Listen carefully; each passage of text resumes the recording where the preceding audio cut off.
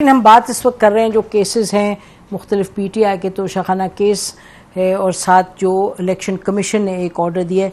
तो आप मती आप बताएं तोशाखाना केस में डेवलपमेंट कोई हुई है? अभी तो रिकॉर्ड मांगे उन्होंने और मेरे ख्याल में तारीख तो अभी नेक्स्ट वीक डेली हेयरिंग अभी आई नहीं है और रिकॉर्ड जब आएगा तो उसके बाद वो जो अपील है बेसिकली उसके ऊपर अब सारे डिसीजन होने हैं और उसमें मेन प्रेयर तो शोएब साहब की यही है कि उसको सस्पेंड किया जाए।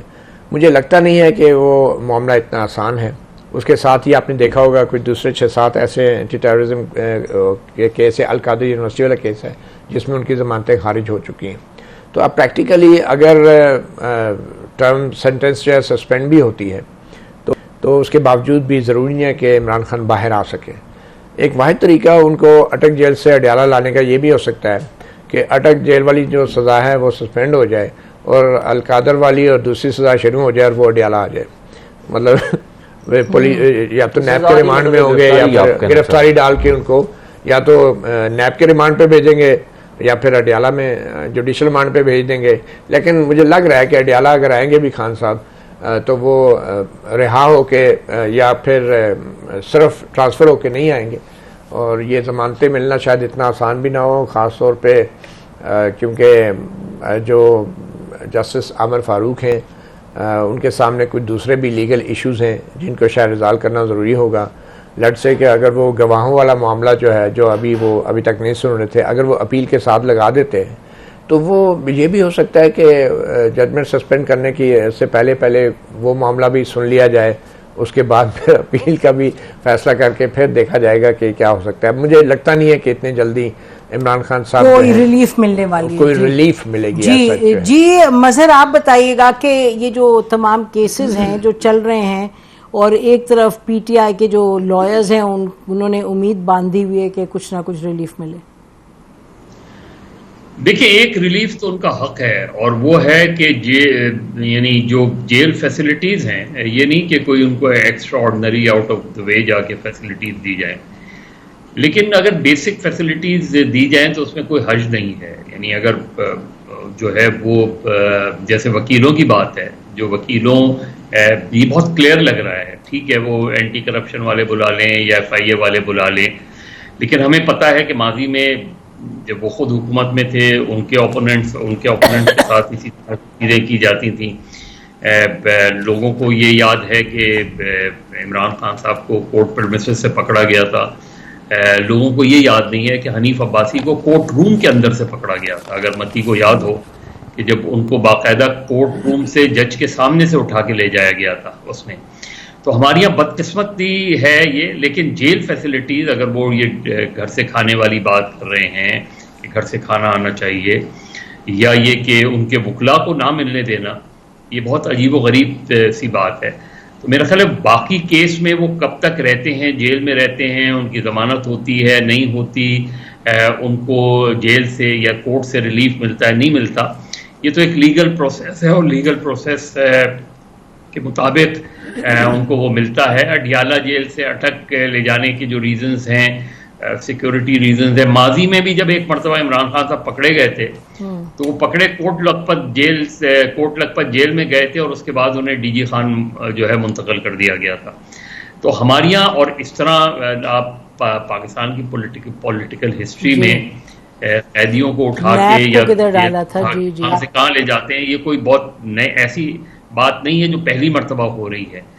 लेकिन मेरा ख्याल है तोशाखाना केस हो या अल-कादर ट्रस्ट के केस हो या 9 मई का केस हो, केसेस जो भी हों वो अपनी लीगल कोर्स में चलते रहें, बिल्कुल चलते रहना चाहिए। और अगर उसमें वो उनका जुर्म साबित होता है तो उन्हें वो सज़ा भी भुगतनी पड़ेगी और अगर नहीं होता तो उनको रिहा करना पड़ेगा। लेकिन जो बेसिक फैसिलिटीज़ हैं वो मेरा ख्याल है वो कंसर्न है और उनके लॉयर्स को ना मिलने देना, ये मेरा ख्याल है ज़्यादती है। अच्छा, फॉरेन फंडिंग का जो केस है उसका अभी जो ऑर्डर आया है मेरे ख्याल आज ही आया है, जिसमें कि चीफ इलेक्शन कमीशन साहब का कहना है कि 22 तक आप बहुत डिले आप कर रहे हैं, अब एक आप डिटेल जवाब दें 22 अगस्त तक, तो उसके बाद क्या फोर्स करते हो, उस पर भी कोई हो सकता है एक्शन और राइट टू अपील कितनी है?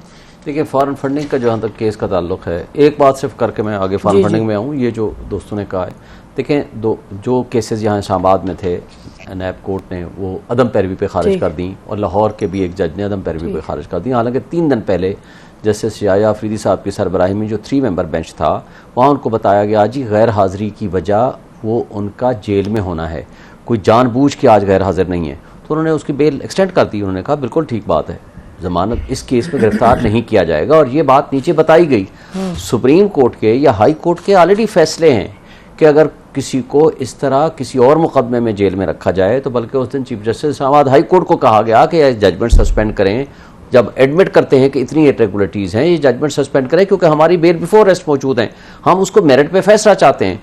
तो उन्होंने कहा आसिफ अली जरदारी का केस मेरे पास आया था और हमने ये वाज़े हुक्म दिया था कि बेल बिफोर अरेस्ट किसी और केस में अगर हो, मेयरली नॉन अपीयरेंस इस वजह से हो कि वो किसी और मुकदमे में है या जेल में है, तो वो बेल बिफोर अरेस्ट मेरिट पे डिसाइड होगी, खारिज नहीं होगी। लेकिन पता नहीं वो कैसे उन्होंने खारिज कर दी। लेकिन ये तो एक आस्पेक्ट था जो मैंने आपको बताना था। फॉरेन फंडिंग के हवाले से एक बात बड़ी अहम है, हनीफ अब्बासी केस में ये लिखा हुआ है, हनीफ अब्बासी गए ही इमरान खान के खिलाफ, जहांगीर तरीन के खिलाफ गए थे कि ये फॉरेन फंडिंग का केस है, इनको नाइल किया जाए। उसके अंदर लिखा हुआ है तमाम पॉलिटिकल पार्टीज़ के जो अकाउंट्स के मामलात हैं बैक वक्त इकट्ठे देखे जाएं और उनको आप ऑडिट करें या कंडक्ट करें, जो भी है आप स्क्रूटनी करें। लेकिन हमारे खिलाफ 1.5 साल से पहले फैसला हो चुके हैं, 1.5 पौने 2 साल हो गए हैं, तो आज तक बाकी किसी पॉलिटिकल पार्टी के खिलाफ कोई एक्शन नहीं हुआ। एक हमारा एतराज़ इलेक्शन कमीशन किस तरह कॉम्प्रोमाइज्ड है, एक एतराज़ है। और दूसरी बात, सारा फैसला इन्होंने पहले कर दिया हमारे खिलाफ, और वो करके जिसको हमने चैलेंज कर रखा है हाई कोर्ट में, लेकिन आखिरी लाइन में ये, और FIA में भी भेज दिया जिसको हमने बाद में चैलेंज भी किया था, और सब कुछ कर दिया। और लेकिन सिर्फ ये कहा कि अब आप शो कॉज नोटिस का जवाब देते हैं। भाई फैसला तो आप पहले कर चुके हैं, उसी तरह जिस तरह हुमायूं दिलावर ने फैसला पहले लिखा हुआ था, उस दिन आया कि जी 12 बजे कहा जी मैं फैसला करूंगा, रिजर्व कर रहा हूं, और 12:30 बजे आए हैं कि 30-35 सफ़े टाइप करा के करेक्शन करके मैं साइन भी कर चुका हूं, लिहाजा ये आधे घंटे में ये सब कुछ हो गया। ये तो लिखा है ना, देखिए 3rd पैरा में, मैं आपको बता रहा हूं, however interest of justice request for further time submission of detailed reply. तो मैं वही कह रहा हूं ना कि जब शो कॉज नोट लफ्ज लिखा कि आप इसका जवाब दें आखिरी लाइन में, तो वो जवाब से पहले फाइंडिंग्स तो आप पहले ही दे चुके हैं। लेकिन ये रिस्पेक्टिव, मैं इस केस को नहीं डील कर रहा, हमारे अनवर मंसूर साहब वो छुट्टियों पे हैं, उनकी जनरल एडजर्नमेंट ऑलरेडी अप्रूव्ड है बाय द सुप्रीम कोर्ट और तमाम अदालतों से। तो इसलिए मेरा नहीं ख्याल कि उनको ये कहना कि आप पेश नहीं हो रहे या जवाब नहीं दे रहे, इसलिए आप 22 अगस्त तक टाइम तो दिया ना जी। ब्रेक पर जाते हैं, ब्रेक के डिस्कस करेंगे कि PTI के हवाले से जो PTI के ऑफिस होल्डर्स हैं जो शिकायत की लिस्ट वो दे रहे हैं, उस पर क्या कहा जा सकता है। Stay with us.